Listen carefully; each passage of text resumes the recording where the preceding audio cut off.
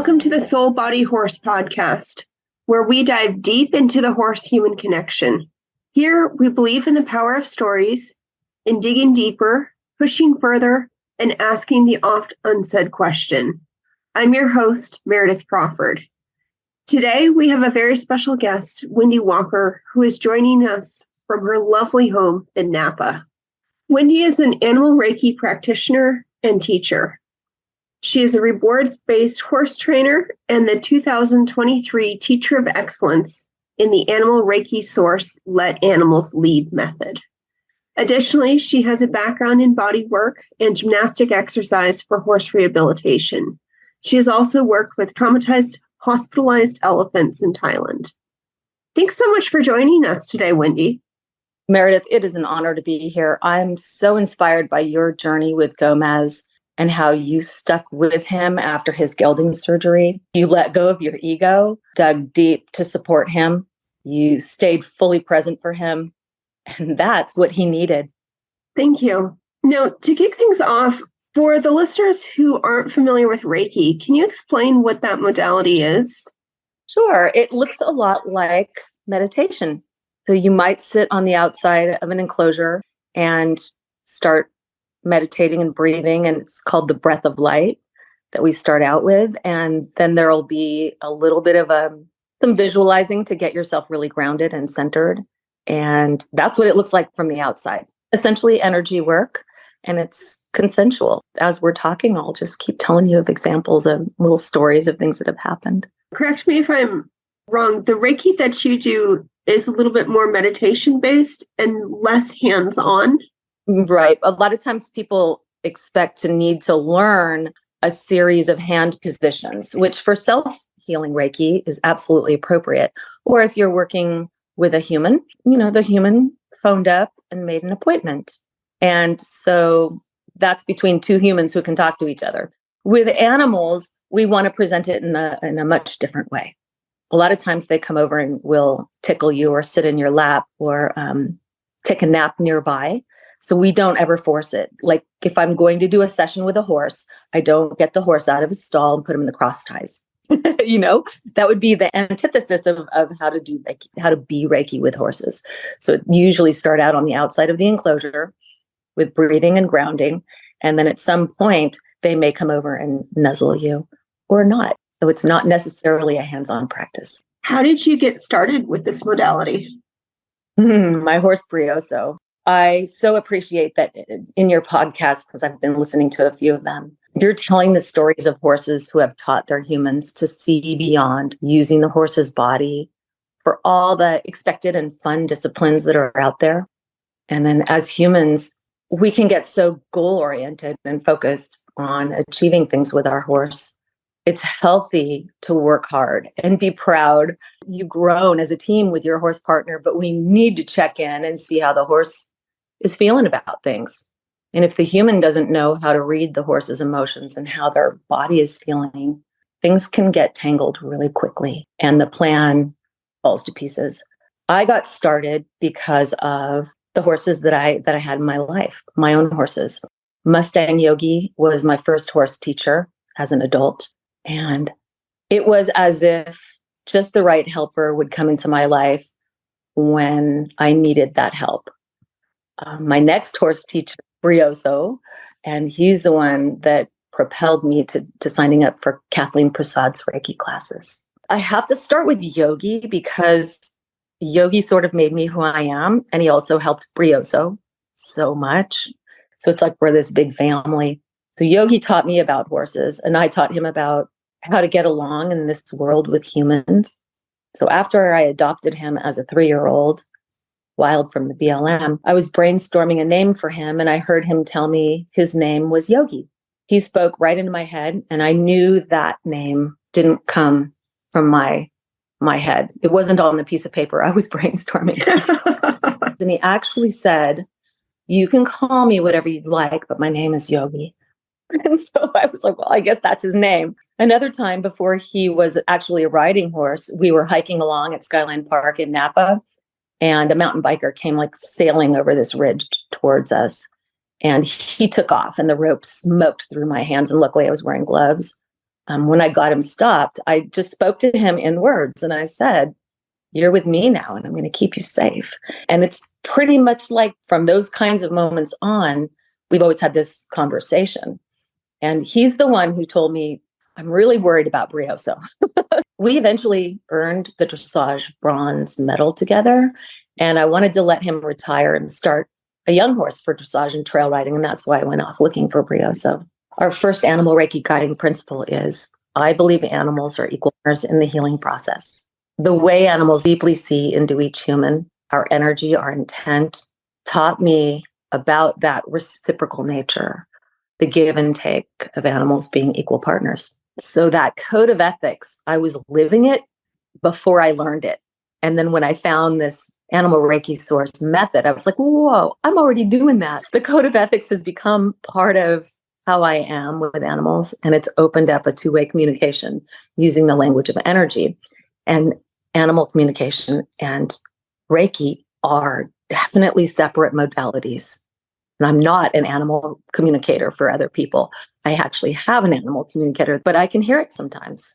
And so it's just a different modality. In 2015, I bought a black PRE Andalusian yearling named Brioso to eventually take over for Yogi when Yogi would retire.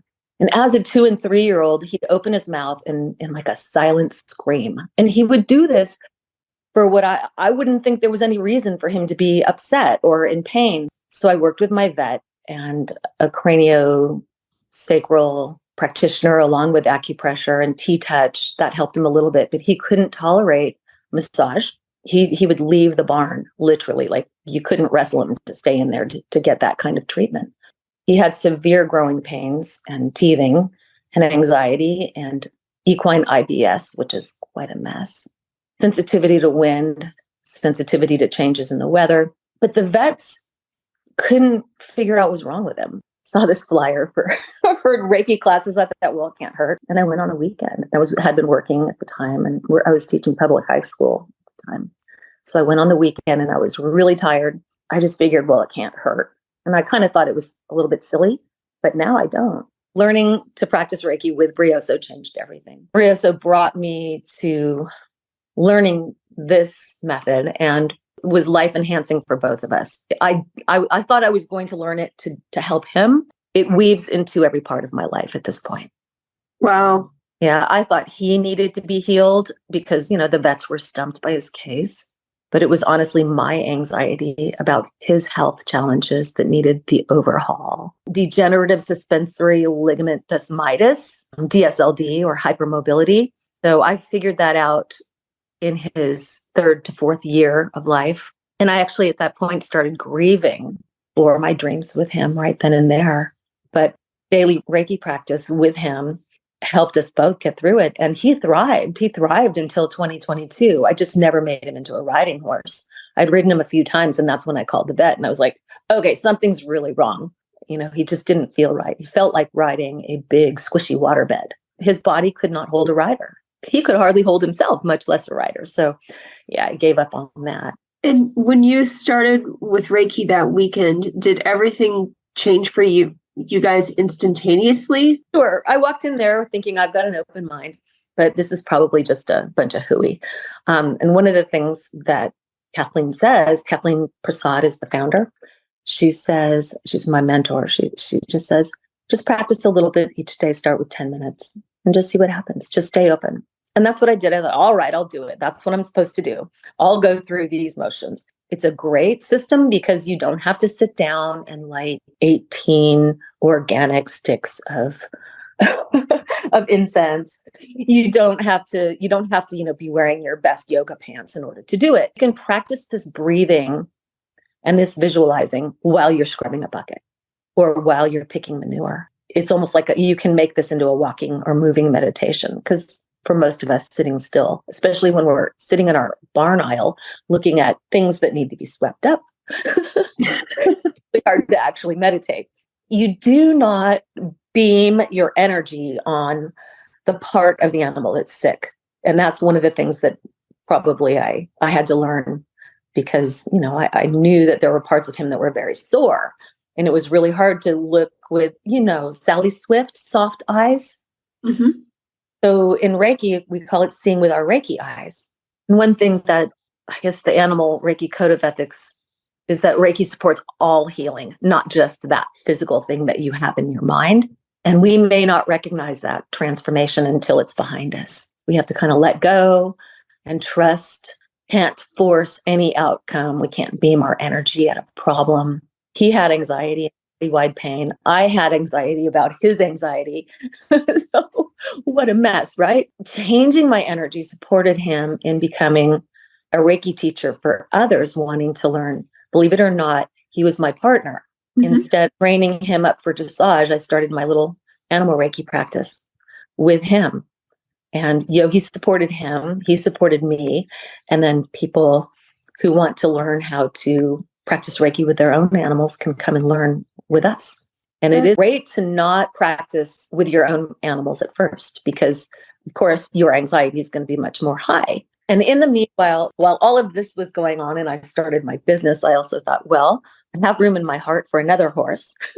So Arturo came into my life. Arturo was a buckskin Lusitano. I bought him at age 4, and he was going to take over the riding plans that fell through with Brioso. He had some issues, but nothing that could not be addressed through what I thought, worming and nutrition and training. With Brioso, did you see the changes in him from the Reiki?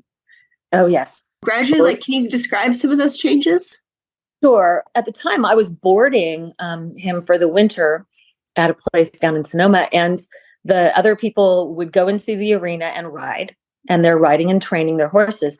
And I'd go into the arena and stand in the middle and practice my Reiki. And he would just lay down and take a nap right there in the middle. And it wasn't that I laid him down or manipulated anything. What I did do is hold space for him, share space with him.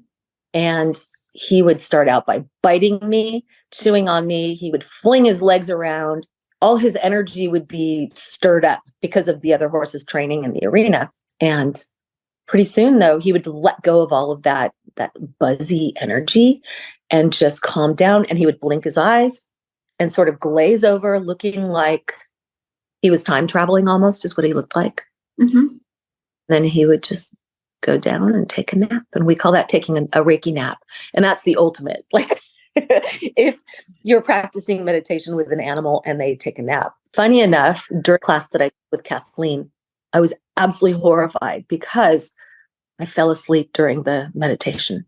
There were several meditations throughout the day. And at some point during a meditation, I passed out.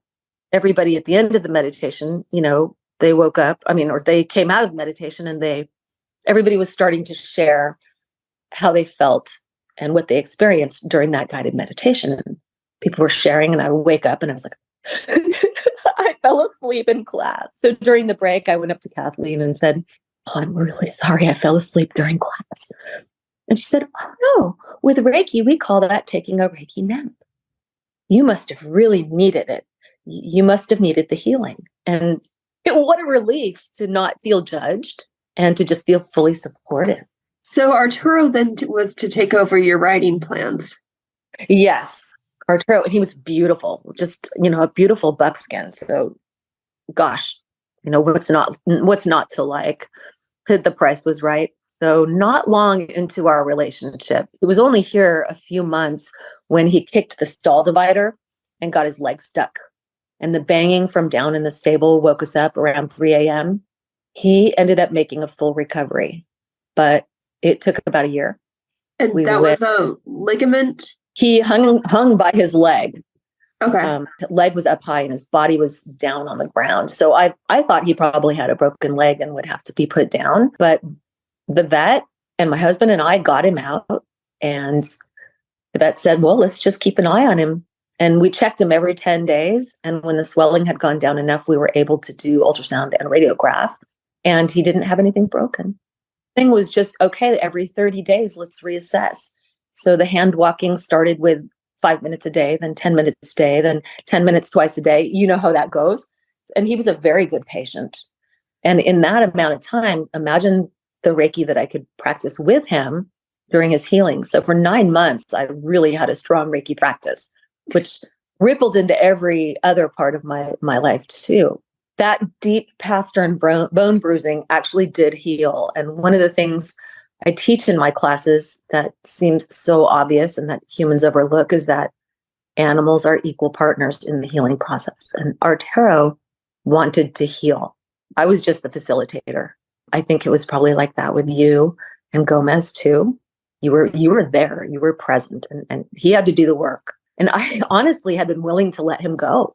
How could a horse live after experiencing this? Well, he lived and he got sound. And I learned a lot of different techniques and modalities with him. I worked with pretty much all the named people that you can think of in order to come up with an everyday, twice a day sometimes, list of stretches and exercises that we did together. From the beginning, though, he moved as if he had the handbrake on. Like he really tested my patience and he tested my creativity. And that's a little bit where the positive reinforcement clicker training came in because he would not move forward. And so we played all kinds of games to get him moving forward.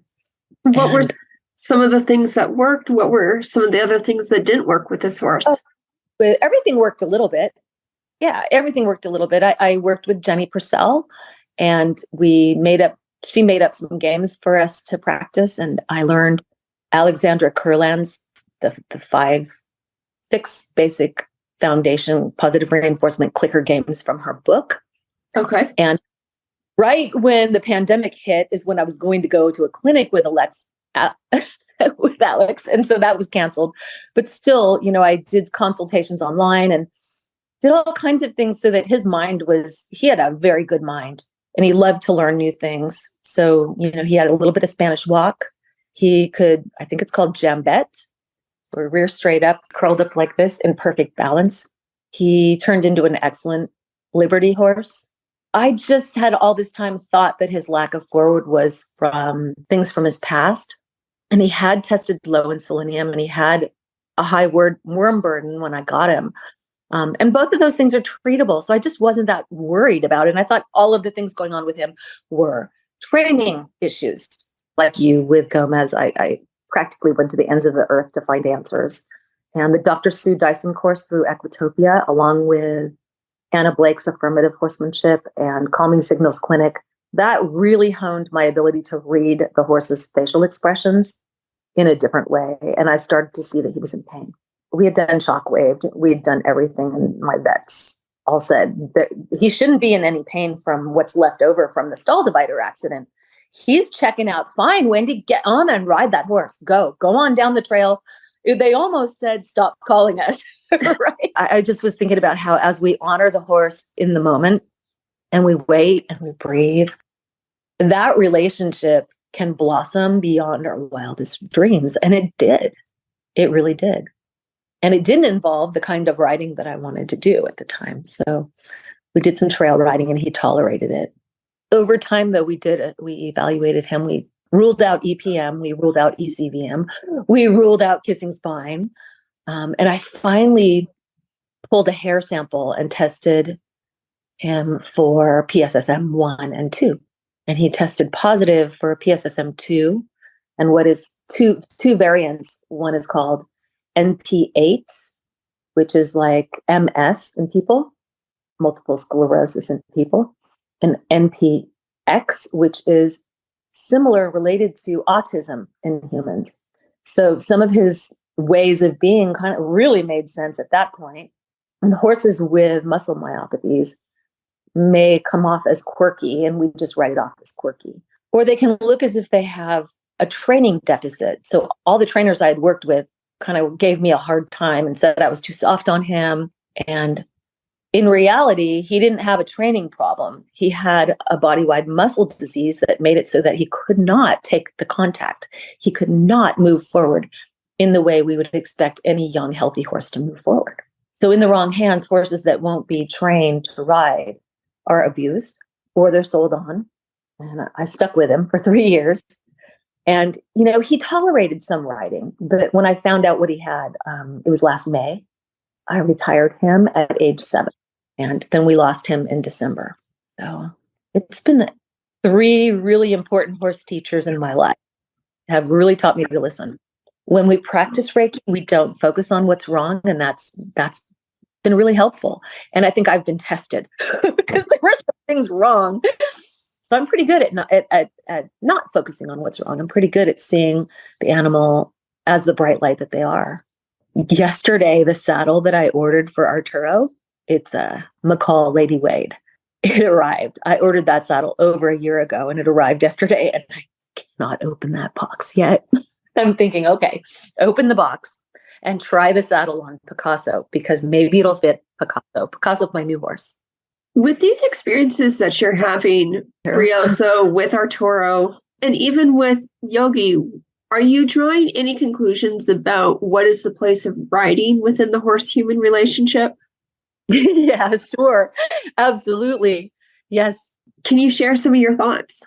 Yogi loved going out on trail rides, and he loved taking a new trail. So if I went out to Point Reyes and I was in my mind, I'm planning to do the same loop that I like to do because I have a few favorite loops out there. He would kind of go, oh, okay, we're going this way. All right. He would go along with me. But if I turned him in a direction that we've never gone before, he turned on his little turbocharger behind. He loved going on trail rides. So when I think about Yogi, I say, sure, why not? Why not ride that horse? When it came to Arturo, I would take him out to Point Reyes. And I did do a few trips with him, but I really got the impression that he did it for me. He did it as a gift for me. He tolerated it, but he didn't love it. And I would talk to my friends about it and go, he just doesn't love it. He doesn't really love the arena. He doesn't really love going on trail rides. And even when he's just standing there eating, he might get a nerve zinger and spook bolt and run down the hill as if he's going to run into a tree. So they're all different. I think it just depends. And that's probably why we have certain lines of horses that are being bred. And that's because those horses are rideable or have rideability, or maybe don't put up too much of a fight when it comes to being ridden.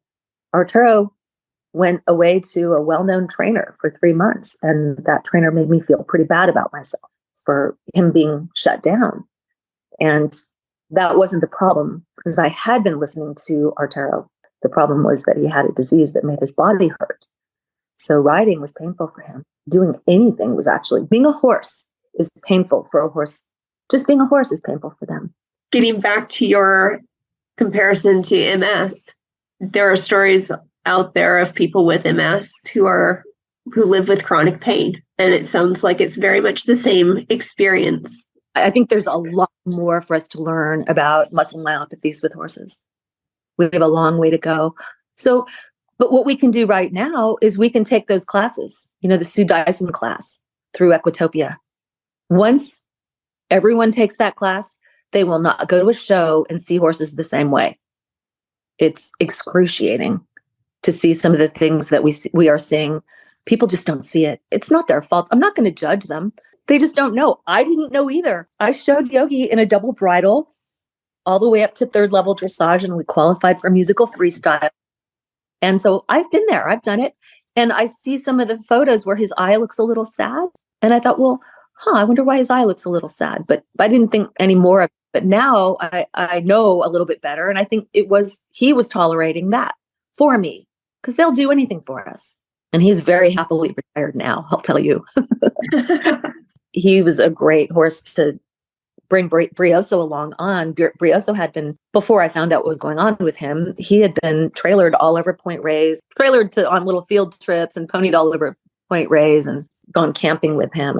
And he, loved being part of the family. Do you think that for many horses, being ridden has the same importance to them as riding has to a lot of us humans? Some horses' bodies are just not built to carry a rider, so it hurts them. We shouldn't be riding the ones that are saying no, but I'm also not saying that, we have to have consent for everything, because getting in the horse trailer to evacuate is a non-negotiable. Getting attention from the vet is something that every horse should feel good about. So we need to counter condition. If they're worried or scared, we need to slow everything down and take it one thing at a time and make sure that the horse doesn't have any bad experiences early in their life when it comes to getting their feet trimmed, trailer and seeing the vet, things like that.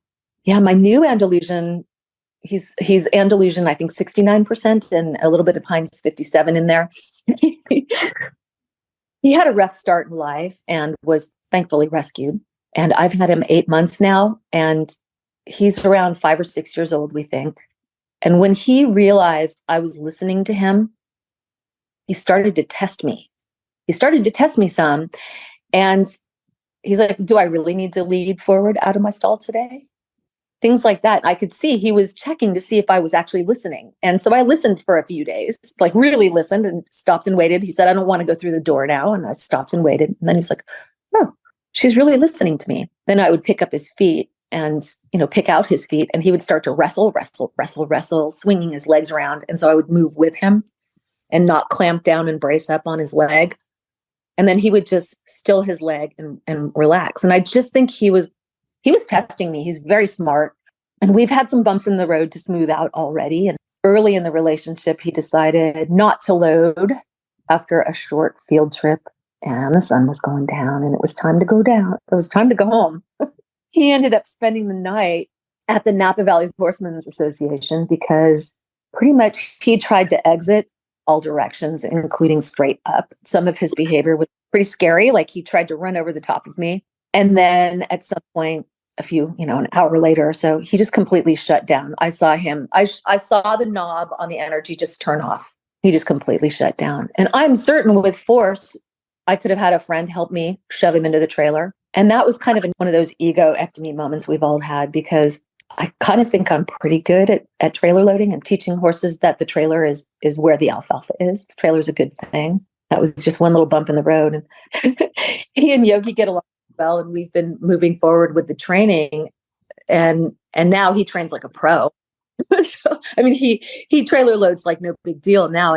And I think he was testing me, and I think we had a breakthrough, and that essentially I left him there overnight.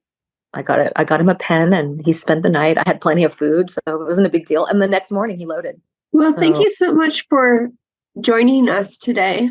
And for the listeners, if you'd like to learn more about working with Wendee, you can visit her website, wendeeandfriends.com, and that's spelled WendeeandFriends.com. Or you can text her directly at 707-337-8599. For more information about our host, Meredith Crawford, and her healing services for horses and humans, visit her at thelab.horse. Thanks for listening.